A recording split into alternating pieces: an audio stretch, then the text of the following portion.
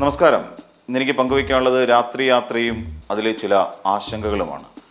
കഴിഞ്ഞ ദിവസം നമ്മളെല്ലാം ചിരിപ്പിച്ച് ഒരു നൊടിയിട കൊണ്ട് യാത്രയായ കൊല്ലം സുധി എന്ന കലാകാരനെ ഏൽപ്പിച്ചത് വലിയൊരു ആഘാതം തന്നെയാണ്. അതിനൊപ്പം കലാലോകത്തിന് ഒരു തീരാനഷ്ടവും. കൊല്ലം സുധിയുടെ മരണം നമുക്ക് നൽകുന്നത് ചില തിരിച്ചറിവുകളാണ്. രാത്രികാല യാത്രകളിൽ നിരവധി ജീവനുകളാണ് നമുക്ക് റോഡുകളിൽ നഷ്ടമായിട്ടുള്ളത്. ഗുരുവായൂരിൽ നിന്ന് കുടുംബത്തോടൊപ്പം യാത്ര തിരിച്ച ബാലഭാസ്കർ എന്ന അതുല്യ കലാകാരൻ യാത്ര അവസാനിക്കുന്നതിന് ഏതാനും കിലോമീറ്റർ മുൻപ് ഈ ലോകത്തോട് തന്നെ വിട പറഞ്ഞകന്നത് ഞെട്ടലോടെ അല്ലാതെ ഇന്നും മലയാളിക്ക് ഓർക്കാൻ കഴിയില്ല. കോഴിക്കോടേക്ക് രാത്രിയിൽ നടത്തിയ ഒരു യാത്രക്കിടെയാണ് നമ്മുടെ പ്രിയപ്പെട്ട നടൻ ജഗതി ശ്രീകുമാർ സഞ്ചരിച്ചിരുന്ന വാഹനം അപകടത്തിൽപ്പെട്ടതും മരണത്തോട് മല്ലടിച്ച ശേഷം അദ്ദേഹം തിരികെ ജീവിതത്തിലേക്ക് എത്തിയതും. പക്ഷേ ജഗതി എന്ന അതുല്യ കലാകാരൻ ഒഴിച്ചിട്ട് പോയ സിംഹാസനം ഇപ്പോഴും അനാഥമായി തന്നെ കിടക്കുകയാണെന്നും നമ്മൾ ഓർക്കണം.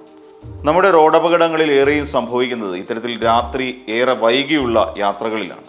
രാത്രിയിലെ യാത്ര പലരും സൗകര്യത്തോടെയാണ് കാണുന്നത്. തിരക്കുകൾ ഒഴിഞ്ഞ് നമ്മളുടെ ആവശ്യങ്ങളിലൊക്കെ നിറവേറ്റിയതിന് ശേഷം തിരികെ മടങ്ങുന്നതിനായി നമ്മൾ പലപ്പോഴും രാത്രിയിലെ യാത്രയാണ് ആശ്രയിക്കുന്നത്. കൂടാതെ രാത്രിയാകുമ്പോൾ റോഡിലും അധികം തിരക്കുണ്ടാകാത്തതിനാൽ വണ്ടി ഓടിക്കുന്നതും കൂടുതൽ എളുപ്പമാകും എന്നുള്ള ഒരു ധാരണയിലും കൂടിയാണ് നമ്മൾ രാത്രി യാത്ര ആശ്രയിക്കുന്നത്.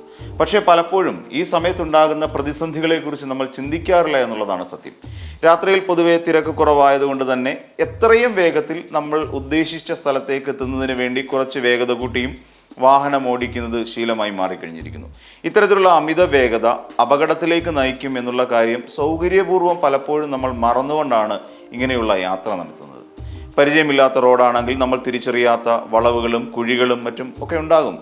അതുകൂടി നമ്മൾ ഓർക്കണം. പിന്നെ വെളിച്ചക്കുറവും വാഹനം ഓടിക്കുന്നതിനെ കൂടുതൽ പ്രതിസന്ധിയിലാക്കും. ഇതൊന്നും ഓർക്കാതെയുള്ള യാത്ര പലപ്പോഴും അപകടം ക്ഷണിച്ചു വരുത്തുക തന്നെ ചെയ്യും. അതിന് നിരവധി ഉദാഹരണങ്ങളും നമുക്ക് മുന്നിലുണ്ട്. അതുകൊണ്ട് രാത്രികാലങ്ങളിൽ അമിത വേഗതയിൽ യാത്ര ചെയ്യുന്നത് പരമാവധി ഒഴിവാക്കുക. മറ്റൊന്ന്, പകൽ ഓരോ ജോലികളിൽ ഏർപ്പെട്ടതിന് ശേഷം ക്ഷീണത്തോടെയാണെങ്കിൽ രാത്രിയിൽ വാഹനം ഓടിക്കുന്നത് ഒഴിവാക്കുന്നതാണ് നല്ലത്. അല്ലെങ്കിൽ ആവശ്യത്തിന് വിശ്രമിച്ചതിന് ശേഷം യാത്ര നടത്തുകയാണ് സുരക്ഷിതമായ യാത്രയ്ക്ക് നല്ലത്. അല്ലാതെ യാത്ര ചെയ്താൽ ഉറക്കം വരാനുള്ള സാധ്യതയും ഇങ്ങനെയാണെങ്കിൽ ഏറെയാണ്. ഇനി യാത്രയിൽ ക്ഷീണം അനുഭവപ്പെടുകയാണെങ്കിലോ ഉറക്കം വരികയാണെങ്കിലോ എത്രയും വേഗം വാഹനം സുരക്ഷിതമായി ഒതുക്കി നിർത്തുക. ശേഷം അല്പസമയം ഉറങ്ങിയതിന് ശേഷം ക്ഷീണമില്ലെങ്കിൽ മാത്രം മുന്നോട്ട് പോകുവാനാണ് നമ്മൾ ശ്രദ്ധിക്കേണ്ടത്. പല അപകടങ്ങളുടെയും കാരണം അന്വേഷിക്കുമ്പോൾ പ്രാഥമികമായി നമുക്ക് മനസ്സിലാകുന്നത് ഡ്രൈവർ ഉറങ്ങിപ്പോയതാണ് എന്നാണ്.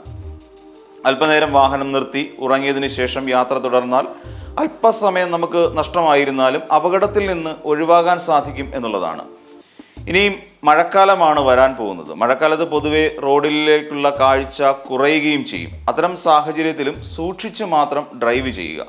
വാഹനത്തിൻ്റെ വൈപ്പർ കൃത്യമായി പ്രവർത്തിക്കുന്നുണ്ടോ എന്നുള്ളത് ഉറപ്പാക്കുക.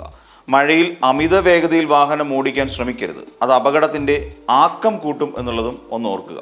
മഴക്കാലത്ത് വാഹനത്തിൻ്റെ വേഗത കൂടുമ്പോൾ വാഹനത്തിൻ്റെ ടയറിനും റോഡിനും ഇടയിലായി വെള്ളത്തിൻ്റെ ഒരു പാളി രൂപപ്പെടുന്നു.